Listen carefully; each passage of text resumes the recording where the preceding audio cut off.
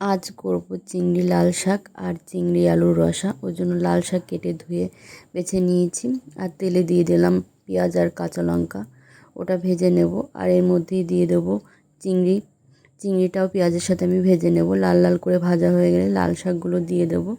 লাল শাক দিয়ে আমি নেড়ে চেড়ে নেব। লাল শাকটা আমাদের পাশের জমিরই, আমাদের বাড়িতেই হয়েছে, ওই জন্য এটা বেশিক্ষণ লাগে না রান্না করতে।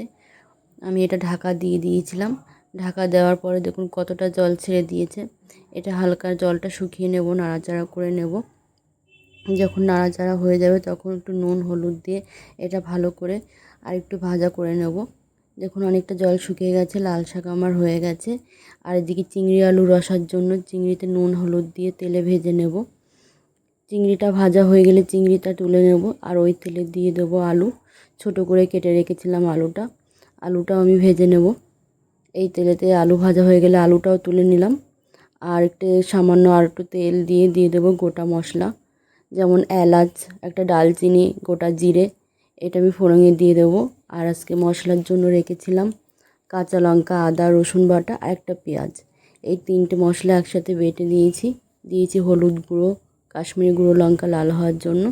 মশলাটা ভালো করে কষিয়ে নিলে তেল যখন ছেড়ে দেবে তখন ভেজে রাখা চিংড়ি আলুটা আমি দিয়ে দেবো।